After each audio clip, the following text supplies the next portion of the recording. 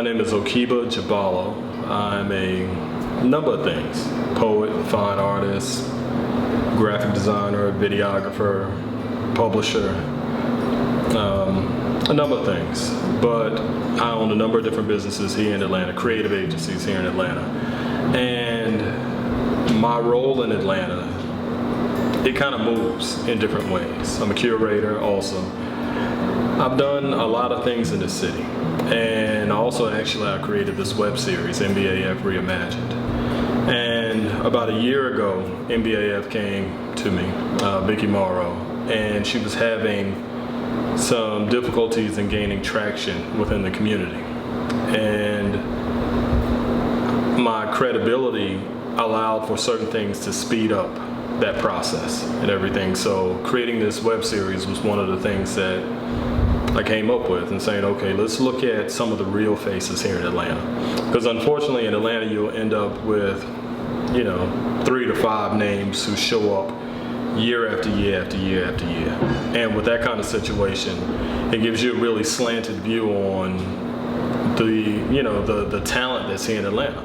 It makes it really, really slanted and really, really small and minute and everything. So a part of creating this web series was to introduce NBAF's following to some of the amazing artists that we have in this city.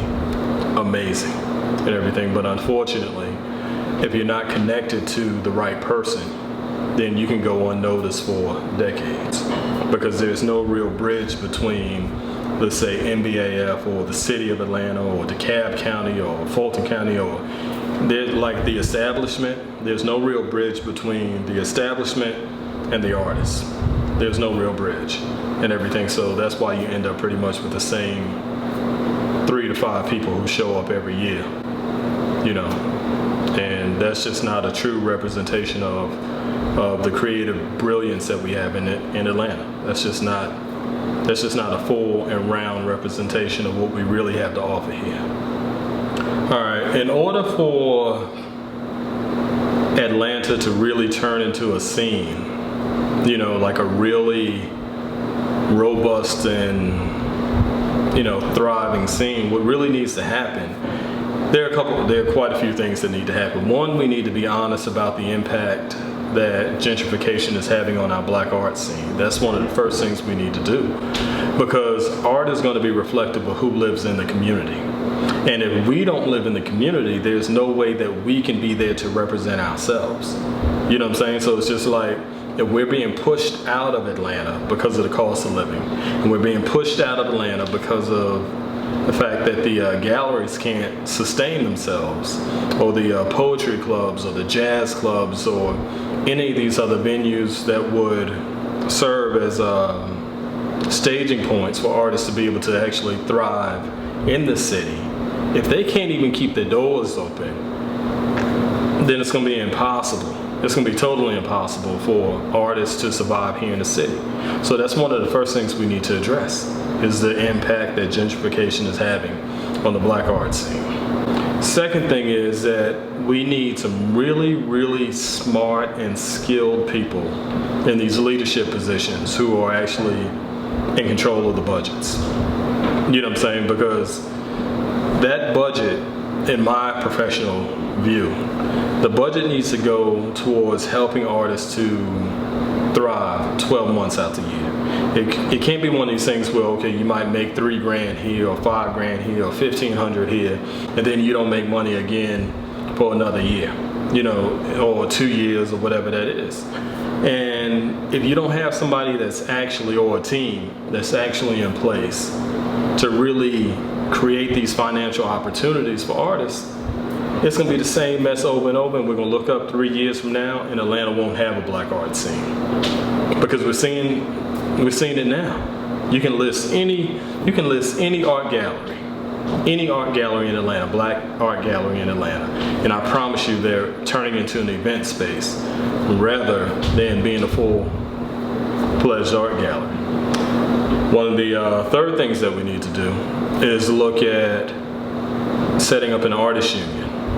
And I know there are different organizations throughout the city, or one main organization in the city that's supposed to be here to cater cater to artists and everything like business needs. And what we don't really understand, and when I say we, I'm going to say those who are in charge of the budgets, those who are in charge of tax dollars, those who are in charge of these organizations that are supposed to represent black artists, what they really don't understand is that an organization that is not tailored towards the specific needs of the black artists is a muted organization. You know what I'm saying? It's just like my needs as a black artist is going to be totally different in comparison to the needs of a white artist. And if we're not honest about that, then the organization does absolutely no good to even be there.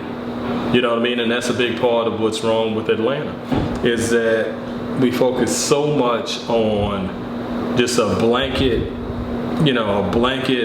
service, where we need this thing to pinpoint and say, how do we create a fertile scene for artists and also black artists? You know what I'm saying? And in speaking about, the professional arena for black artists, we need to narrow down, how do we fix that? And there are a number of creative ways we can do it. Partnering with real estate developers, that's one way.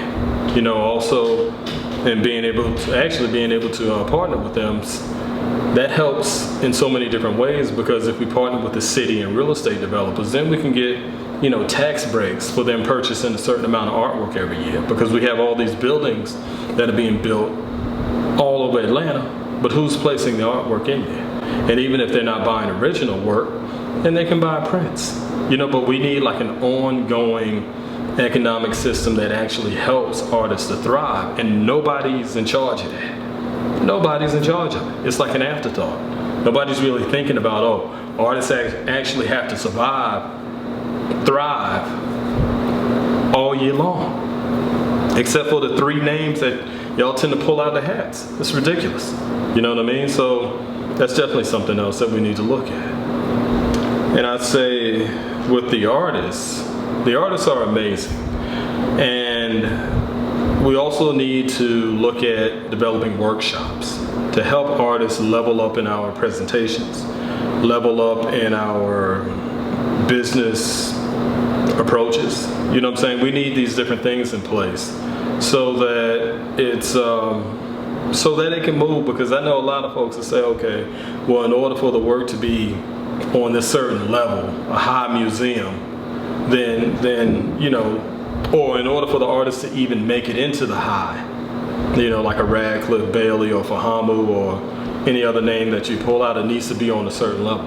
Well, it's basically impossible to get the work on that level if you don't have that level of support, because this work isn't being created for free. You know what I mean? So it's just like you have one of these situations where, whether it's even a Thornton Dow, rest in peace, you know what I'm saying? But if you're not willing to invest in the artist on that level, it's crazy to think that the artist can just pull the money out of thin air in order to create work on a certain level to even end up in the High Museum or any of these other museums. So you have to get the money from somewhere, and unfortunately, like I said, Atlanta doesn't have a system in place and refuses to place a system together in order for the artists to thrive on that level. If you want world-class artwork, you need world-class support. It's not just gonna magically happen. If you want world-class artwork, you need world-class support. And as soon as Atlanta becomes honest in that space, you'll see some amazing work being created on a much higher level. But until you decide to do that, it's gonna be this, it's eventually Atlanta's gonna fade out. The art scene is gonna fade out here in the city if we do not fix this now.